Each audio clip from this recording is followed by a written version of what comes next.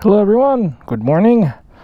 Today in this video I'll give you my thoughts on the 400cc rule on the Expressway in the Philippines, using of course my Honda Rebel that is over 400cc. Let's go.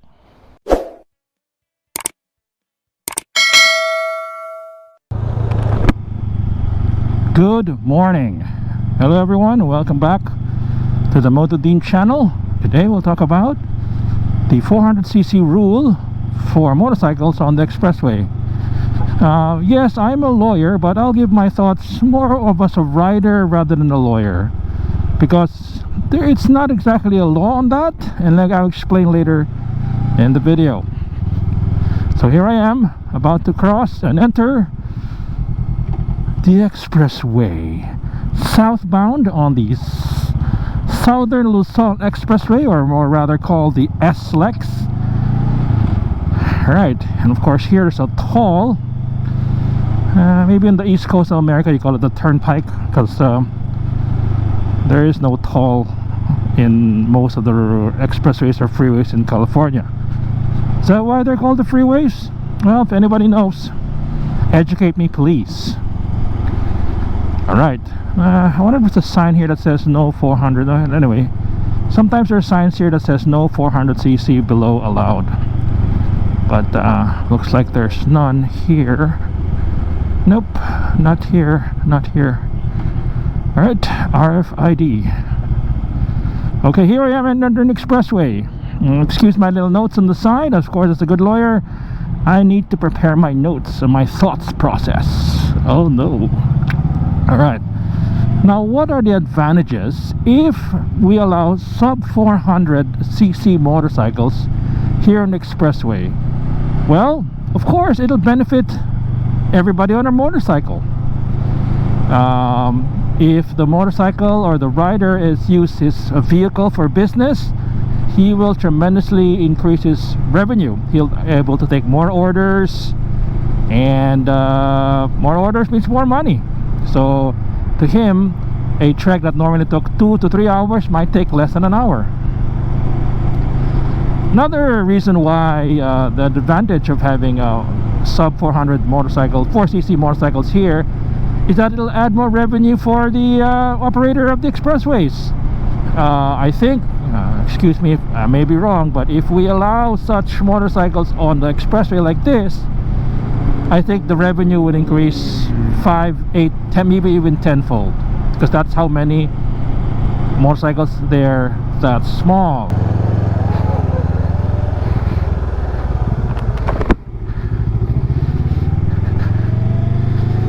Sorry guys for the interruption. I had to load some balance here in the electronic toll system, and I explain why that is a factor in deciding for sub 400cc motorcycles. Alright, so here we are back here at the Shell station. Alright, so my last thought was it adds more revenue for the operator of this tollway system. Now the tollway system, there's two companies, or two groups, so rather, that manage the tollways. For the south and some more the north, it's called the what is called the TPLEX, the Tarlac Pangasinan Expressway, and this south, that's one. And then the NLEX, the CALAX, not CALAX, yeah, they're operated by another group, I think San Miguel group. And so those are the good points why we should allow the sub 400cc motorcycles here on the expressway. Now I think, and I know you guys have a different opinion, and I welcome that, and we can discuss that in the comments, that why the cons or disadvantages, if you will, Indian, one of my dream bikes, the disadvantages or the cons outweigh the benefits or the pros. Alright, one thing, speeds are high. See, like right, that guy. And yes, I'm going only 60 now,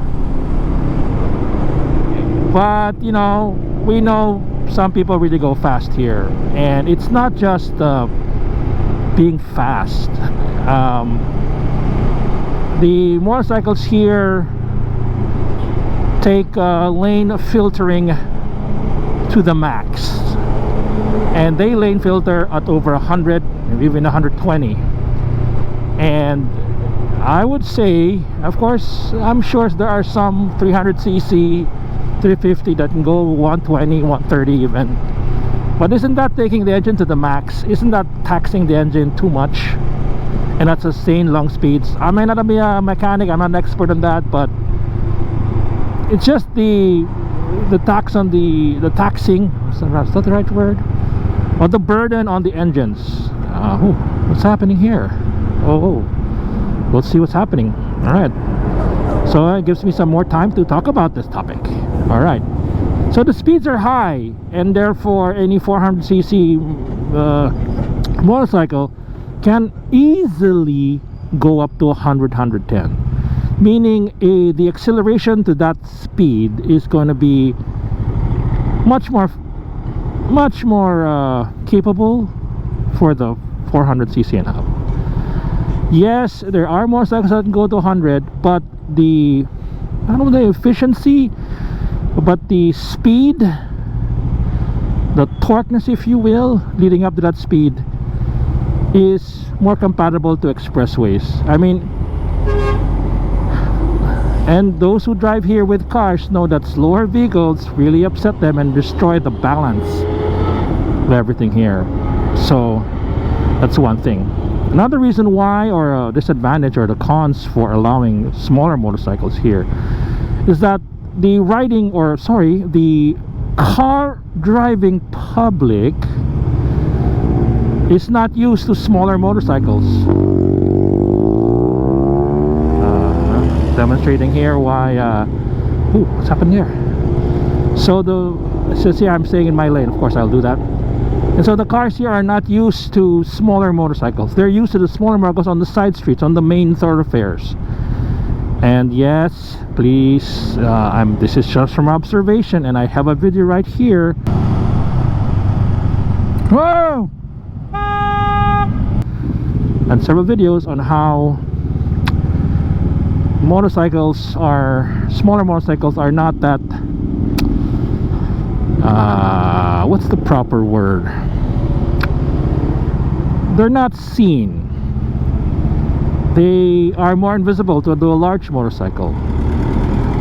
These cars are used to seeing them on the side streets, and to see them here would set off their balance, would set off their rhythm. And safety is an issue, and they would always appear, those motorcycles are not as safe as big motorcycles. Now, I'm saying that it's, of course, all depends on the driver. Yes, I know. And if we allow sub 400 motorcycles on the expressway, another disadvantage is, imagine the volume would increase. Do we need the expressway to be EDSA? Do we need the expressway to be the side streets of Manila or even Quezon City? That's gonna happen. And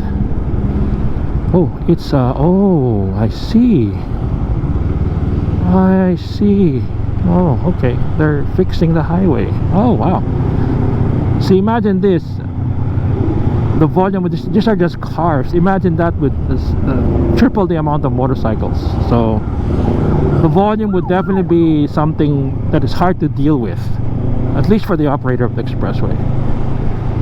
And as you can see, as a while ago, if we allow the sub 400cc here, and their tendency is really to lane filter, and that they won't be able to do at high speeds. The motorcycle won't be designed for it. Scooters won't be able, Vespas I don't think will ever be designed to lane filter at 100, 120. So that's one thing.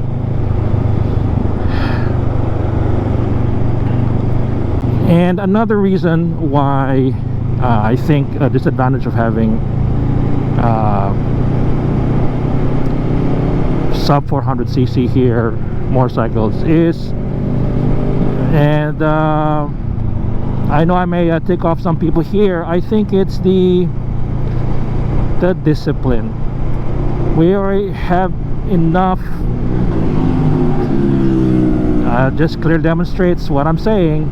We already have enough adventurous riders already.